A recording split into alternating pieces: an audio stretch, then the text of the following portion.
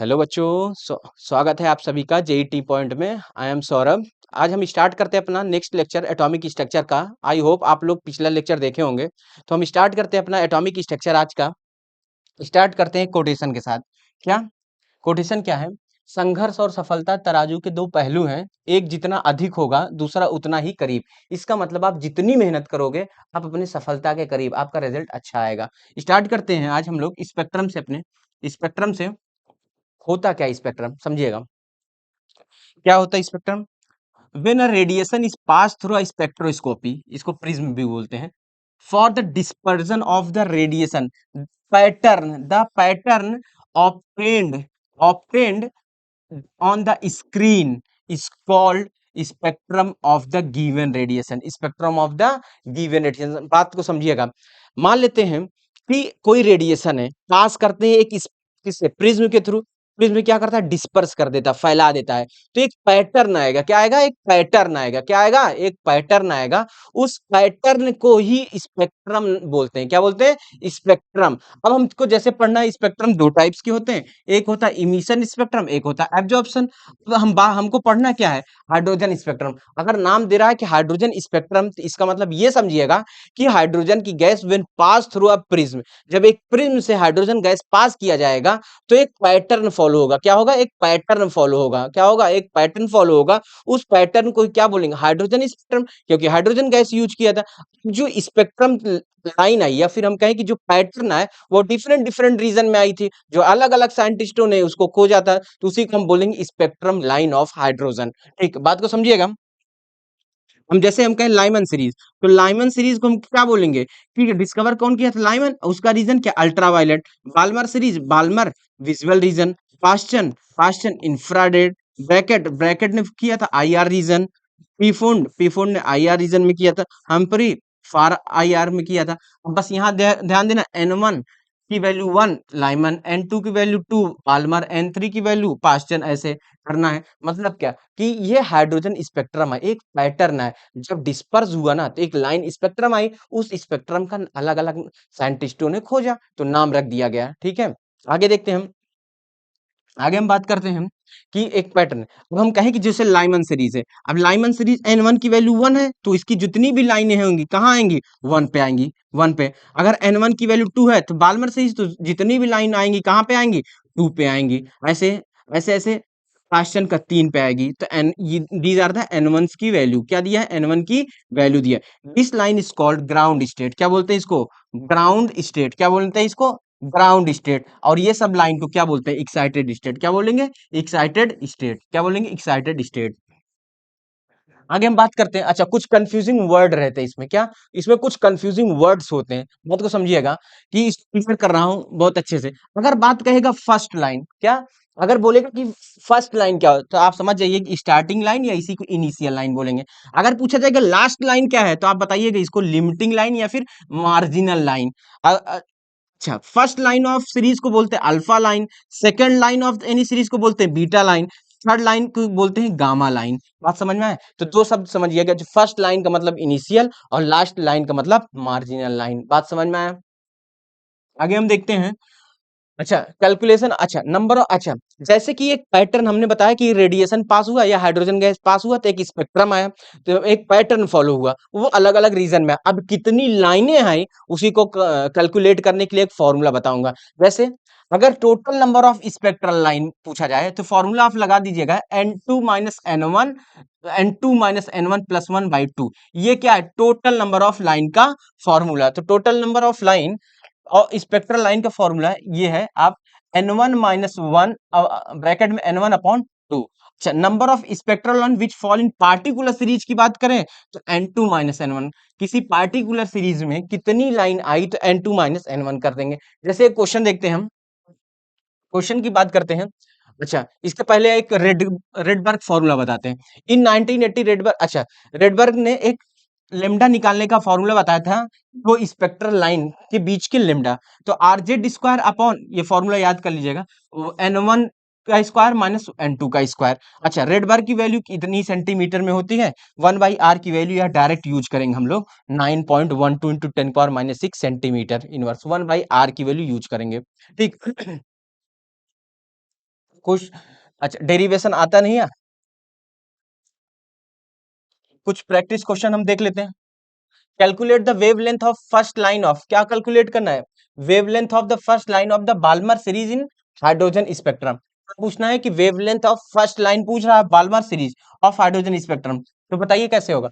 अगर हम बोले first line of Balmer series, तो N1 की वैल्यू बताए थे 2, लाइमन के बाद बाल्मर आता है, तो बाल्मर के लिए N1 की वैल्यू हमने बताया था 2, और तो N2 अगर N1 की वैल्यू 2, तो N2 की वैल्यू क्या होगी, जस्ट इसके आगे वाली 3। तो हमको पूछना क्या, wavelength 1/λ is equal R Z square 1/n, तो आर जेड स्क्वायर की value R upon 5, R 5/36, R की वैल्यू रख देंगे तो लेमडा की वैल्यू हमारी आ जाएगी किसमें, एंगस्ट्रॉन में, 6566 एंगस्ट्रॉन। बस आपको क्या रेडबर्ग का फॉर्मूला लगा देना है। यहाँ पे बस कंफ्यूजन याद रखिएगा, जो सीरीज दिया उसकी N1 की वैल्यू हमने बता दिया कि बाल्मर के लिए N1 की वैल्यू क्या हो जाएगी, 2 हो जाएगी। अगर N1 की वैल्यू 2, तो उसके आगे वाली लाइन N2 हो जाएगी 3। आगे देखते हैं, नेक्स्ट क्वेश्चन हम देखते हैं। नेक्स्ट क्वेश्चन की हम बात करते हैं, calculate the frequency of the last line, calculate the frequency of the last line of Lyman. पूछ रहा है लास्ट लाइन की फ्रीक्वेंसी निकालना है इन हाइड्रोजन स्पेक्ट्रम। ठीक, लास्ट लाइन तो वही फॉर्मूला हमको पता है, 1/λ is equal to R Z square, one one upon N1 square minus 1/N2 square. तो अब यहाँ देखो N2 की वैल्यू है 0, क्योंकि लास्ट लाइन के मतलब क्या पूछ रहा है, मतलब कि N2 की जो वैल्यू होगी, N2 की वैल्यू इनफाइनाइट पे है, तो 1/इनफाइनाइट क्या हो गया, 0। तो 1 इसकी वैल्यू हम r इज इक्वल टू 1/1 और माइनस 1/इनफाइनाइट, इनफाइनाइट की वैल्यू 1/इनफाइनाइट 0 होता है, तो r 1/1 माइनस 0। तो यहाँ पे हम निकाल लेंगे r की वैल्यू, तो r आ गया, तो 1/λ की वैल्यू क्या हो गई r। तो हमको निकालना क्या है, frequency, frequency lambda, frequency is equal to c/λ होता है। c की वैल्यू कितनी होती है, 3 × 10 की पावर 10 सेंटीमीटर में, लेमडा की वैल्यू 1/λ की वैल्यू, तो मतलब मल्टीप्लाई बाई आर। तो हमको यहाँ पे फ्रीक्वेंसी की वैल्यू निकल आएगी कितना, 3.29 इंटू 10 की पावर 15 सेकेंड इनवर्स। ठीक, बात समझ में आया क्या, बस यहाँ पे ध्यान क्या देना था, लास्ट लाइन दिया था, तो लास्ट लाइन का मतलब क्या है कि N2 की वैल्यू जो होगी इनफाइनाइट होगी। अब हमको भी तो नहीं पता ना कि लास्ट लाइन कितना है, तो N2 की वैल्यू इनफाइनाइट के बराबर हो जाएगी। बात समझ में आया। आगे देखते हैं नेक्स्ट क्वेश्चन, इसमें नेक्स्ट क्वेश्चन हम देखते हैं, calculate the wave length of the third line of Brackett series. ध्यान दीजिएगा, ब्रैकेट सीरीज है इन हाइड्रोजन स्पेक्ट्रम। देखते हैं इसमें, अच्छा third line of Brackett series का मतलब N1 की वैल्यू 4, N1 की वैल्यू 4 तो बोल रहा है ना, क्योंकि थर्ड लाइन है, तो N2 की वैल्यू, अच्छा calculate the wavelength third line of, अच्छा तो N2 की वैल्यू क्या, 3, 4 और 3 कितना हो जाएगा, 7 हो जाएगा। फिर 1/λ is equal to R Z square, और 1/n, N1 की वैल्यू 4, N2 की वैल्यू 7, कैलकुलेट कर देंगे कितना आ जाएगा, आर 33/784। तो यहाँ से लेमडा की वैल्यू क्या हो जाएगी, पलट जाएगी, तो लेमडा की वैल्यू आ जाएगी 784/33, आर की वैल्यू रख दी है एंगस्ट्रॉन में, तो लेमडा की वैल्यू एग्जैक्ट आ गई 21,667 एंगस्ट्रॉन। कुछ नहीं था, रेडबर्ग का फॉर्मूला लगाना था, बस ध्यान क्या रखना था, third line of Brackett series, इसका मतलब N1 की वैल्यू 4, थर्ड लाइन मतलब, और इन हाइड्रोजन स्पेक्ट्रम तो N2 की वैल्यू +3 कर देंगे तो 7। आगे क्वेश्चन है, the wave number of first line of the Balmer, ध्यान रखिएगा, first line of the Balmer series of hydrogen spectrum is 15,200 centimetre. The wave number of first line of Balmer series of Li+2 of spectrum line will be. अच्छा क्या पूछ रहा है, wave number of first line of Balmer series of Li+2 spectrum line, wave number पूछ रहा है किसका, first line of Balmer series का। देखते हैं, अच्छा क्वेश्चन, अच्छा wave number of first line of Balmer series का फॉर्मूला हमको पता है, wave 1/λ are Z square N1 का स्क्वायर माइनस 1/N2 का स्क्वायर। हमको पता है हाइड्रोजन के लिए Z1 की वैल्यू 1 1, तो यहाँ पे हमको वेव नंबर क्या होता है, 1/λ होता है ना, तो R इज इक्वल टू, यहाँ से हम निकाल ले 15,200 centimetre. Wave number of first line of Balmer series of Li+2, Li है तो यहाँ एटॉमिक नंबर रखेंगे, R की वैल्यू रख देंगे, बस वेव नंबर हमको कैलकुलेट कर देंगे, तो आंसर आ जाएगा 36800 सेंटीमीटर इनवर्स। ठीक, क्यों, जेड की वैल्यू 3 फॉर Li+2, क्योंकि हाइड्रोजन हीलियम लिथियम इसकी एटॉमिक नंबर इसका लिथियम का 3 होता है। बेस्ट क्वेश्चन है, क्या पूछा था, वेव नंबर, तो वेव नंबर निकल गया। ये प्रीवियस ईयर क्वेश्चन था, आप लोग जैसे एक बार थ्योरी खत्म हो जाएगी, जैसे एक बार एटॉमिक स्ट्रक्चर खत्म हो जाएगा, आपको एक एक अलग से इसका क्लास लूंगा, मतलब एक अलग से लेक्चर चलेगा इस पे, प्रीवियस ईयर मतलब कम से कम 10 साल का तो प्रीवियस ईयर क्वेश्चन होगा ही होगा। ठीक है, एक अलग सेशन, एक बार हम पहले पूरी थ्योरी तो कवर कर जाएं। आगे देखते हैं, अच्छा, calculate the ratio of the maximum lambda, क्या पूछा है? Calculate the ratio of the maximum lambda of Lyman and Balmer series. अच्छा, क्या पूछ रहा है? Ratio of maximum lambda lambda पूछ रहा है for Lyman and Balmer series के लिए, ठीक है। देख लेते हैं। तो हमको पता है energy directly proportional to frequency, और frequency is inversely proportional to 1 by lambda. Lambda maximum lambda of Lyman series, तो मैक्सिमम लेमडा हमको कब हो रहा है? जब फर्स्ट लाइन होगा। ऐसे maximum lambda of Balmer series, first line of Balmer series, कुछ नहीं करना, लाइमन का रेशियो और बाल्मर का रेशियो ले लेंगे। तो लाइमन का ratio 1 upon lambda of B और 1 अपॉन लेमडा ऑफ एल हो जाएगा।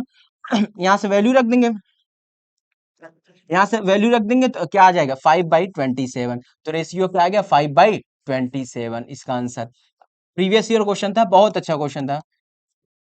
इसका रेशियो, तो आज से याद रखना, maximum lambda for Lyman and Balmer series का रेशियो आएगा 5/27। क्या आ जाएगा? 5/27। नेक्स्ट क्वेश्चन हम देखते हैं अपना।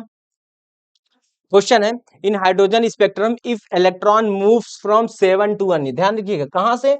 7 to 1 orbit by transition in multi step then find out the number of lines of, पूछ total number of lines of spectrum. Number of lines of spectrum का फॉर्मूला बताए थे।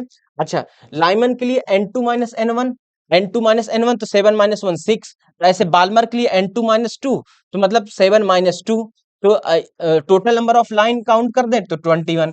ये तो एक तरीका था।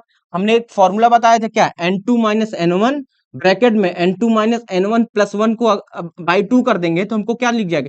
टोटल नंबर ऑफ n2 की वैल्यू, मैक्सिमम वैल्यू हमारा 7 to 1 है, तो n2 का वैल्यू कितना है?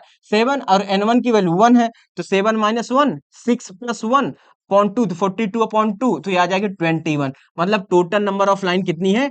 21। ये आपका आंसर है। तो ये फॉर्मूला हमको याद रखना है टोटल नंबर ऑफ लाइन का, n2 माइनस n1 ब्रैकेट में n2 minus n1 plus 1 upon 2 कर देना है।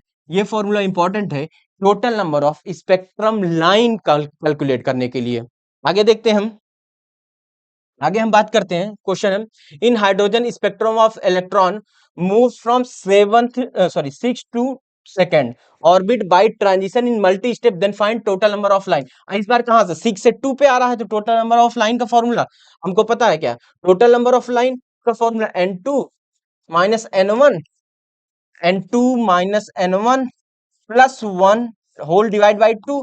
n2 की वैल्यू यहाँ पे 6, n1 की वैल्यू, सॉरी, n1 की वैल्यू 2, तो 6 माइनस 2, यहाँ पे क्या? 6 माइनस 2 प्लस 1 अपॉन 2, तो ये इसकी वैल्यू आ जाएगी 4 इंटू 5 अपॉन 2, मतलब आंसर कितना है? 10। तो आंसर कितना आ जाएगा? 10 लाइन। कितना आ जाएगा आंसर? 10 लाइन। कितना आ गया? 10 लाइन आंसर। ठीक, नेक्स्ट क्वेश्चन हम देखते हैं। क्वेश्चन है हमारे पास, a certain electron transition from excited state to ground state of hydrogen atom in one or more step gives a rise of 5 line in ultraviolet region। कितनी line दे रहा है? 5 line ultraviolet region of the spectrum। how many line does this transition produce in infrared region। अच्छा, कोई spectrum है जिसका transition excited से ground पे आ रहा है, और वो 5 लाइन क्या कर रहा है? 5 लाइन अल्ट्रावायलेट रीजन बता रहा है। तो फिर बोला कि अगर यही ट्रांजिशन इंफ्रारेड में आए तो फिर नंबर ऑफ लाइन कितना आएंगी? तो ठीक तो है, वही फॉर्मूला हमने बताया। लाइमन सीरीज के लिए अल्ट्रावायलेट में होता है तो 5 लाइन, मतलब क्या? Electron coming from 6 to 1। अगर हम बोले 5 लाइन आ रही भाई, 5 लाइन कब आएगी? जब ट्रांजिशन 6 से 1 में हुआ होगा, 6 पे 1 हुआ होगा। तो हम कह सकते हैं क्या? n2 माइनस n1 इज, मतलब n2 की वैल्यू हमको एक चीज पता चल गया 6। इंफ्रारेड के लिए क्वेश्चन सीरीज होती है तो 6 माइनस, क्योंकि इसकी n2 की वैल्यू क्या आ जाएगी? 6 माइनस 3 तो बराबर 3। आप ब्रैकेट के लिए 6 माइनस 4 इज इक्वल टू, पीफोन के लिए 6 माइनस 5 इज इक्वल टू 1। तो टोटल नंबर ऑफ लाइन कितना हो जाएगी? 3 प्लस 2 प्लस 1 बराबर 6। क्यों? ऑल 3 ये तीनों किसमें होते हैं? इंफ्रारेड। और इंफ्रारेड में पूछा था, इंफ्रारेड में, सॉरी, इंफ्रारेड रीजन में पूछा था, तो पास्टन, ब्रैकेट और फुंड भी किस में आता है? तीनों में आते हैं। तो मतलब एक बात तो समझ में आ गई, total number of lines of spectrum कितना आ गया? 6 आ गया। कितना आ गया? 6 आ गया। आगे बात करते हैं, आगे हम बात करते हैं, in hydrogen atom if electron moves from nth orbit to first orbit by transition in multi step, if there are total number of lines in spectrum are 10, क्या पूछ रहा है? Total number of lines of spectrum 10, then find out the value of N. क्या पूछ रहा है? Value of N की value पूछ रहा है, कोई एन की। ठीक है, total number of formula n2 minus n1, n2 - n1 + 1 whole divide by 2, यही होता है।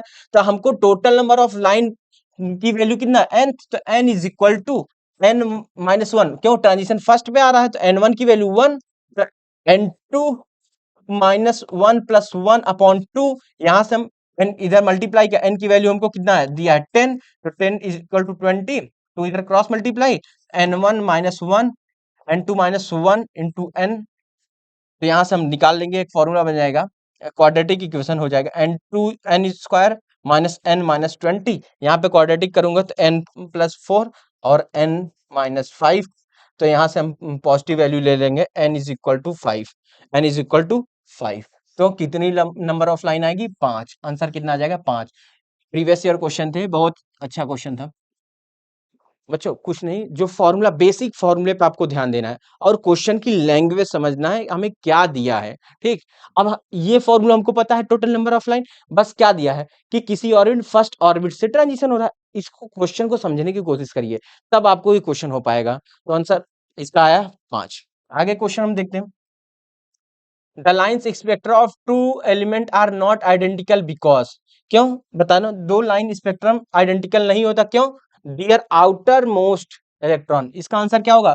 डियर आउटर मोस्ट, इसको outermost electron are at different energy level, यही आंसर सही है। अच्छा, दो स्पेक्ट्रम लाइन एक जैसे नहीं आती, रीजन क्या है? कि दोनों इलेक्ट्रॉनों की आउटर मोस्ट में एनर्जी क्या होगी? अलग अलग एनर्जी लेवल पे होती है, इसीलिए स्पेक्ट्रम लाइन क्या होती है? अलग अलग आएगी। नेक्स्ट क्वेश्चन हम देखते हैं। क्वेश्चन है, in which of the following transition will be the wavelength is, अच्छा, वेवलेंथ की वैल्यू मिनिमम कितना आएगी? ये क्वेश्चन आप लोग कमेंट करिएगा, ये क्वेश्चन आप लोग सॉल्व करके कमेंट करिएगा, कमेंट। ठीक, आप लोग के लिए है, सीधे फॉर्मूला लगा दीजिए, हो जाएगा। अच्छा, wavelength of third line of the Balmer series, क्या पूछा है? Third line of Balmer series of hydrogen atom is, इसका आंसर क्या? सीधे इसका आंसर मैं बता दे रहा हूँ, आप लोग सॉल्व कर लीजिएगा। 100/2r, 100/21r, क्या? वही 1/λ is equal to rz square 1/n1 square minus 1/n2 square का फॉर्मूला लगाना है। यहाँ से क्या निकालना? वेवलेंथ निकल जाएगी। आंसर इसका आएगा 200/21r। नेक्स्ट क्वेश्चन हम देखते हैं। When the electron of hydrogen atom jumps from n4 to n1, 4 से 1, the number of spectral line is emitted, तो total number of line spectrum की n2 - n1, n2 - n1 + 1/2, n2 की value 4 - 1, 4 - 1 + 1/2, तो इसकी answer कितना आ जाएगा? 3, 3 × 4/2 मतलब कितना? 3 × 4 12/2 is equal to 6। Total number of line कितनी आ जाएगी? 6 आ जाएगी। कितना? 6। अरे भाई, n2 - n1 करना है, n2 - n1 + 1 फॉर्मूला, तो n2 की वैल्यू 4, n1 की वैल्यू 1, तो टोटल नंबर ऑफ लाइन 3 4 जा 12/2, तो आंसर कितना आ जाएगा? इसका आंसर 6 आ जाएगा। नेक्स्ट क्वेश्चन देखते हैं हम। नेक्स्ट क्वेश्चन है हमारे पास, क्वेश्चन है हमारे पास। अच्छा, यहाँ तक हम क्वेश्चन अपना देख लिए, स्पेक्ट्रम यहाँ तक खत्म है हमारा, स्पेक्ट्रम खत्म है। 2 क्वेश्चन आपको कमेंट करने हैं, कमेंट कमेंट करने हैं, मतलब सॉल्व करके। ये हमारा स्पेक्ट्रम था। अब आगे हम वेव मैकेनिकल मॉडल पढ़ाऊंगा। ये अभी तक का हम स्पेक्ट्रम यहाँ तक खत्म हो गए। एक बार थ्योरी अच्छे से खत्म हो जाएगा तो आप लोग को फिर से पूरा एक बार प्रीवियस ईयर क्वेश्चन करवाया जाएगा। आज के लिए थैंक्स, अगले लेक्चर में हम वेव मैकेनिकल मॉडल देखेंगे। थैंक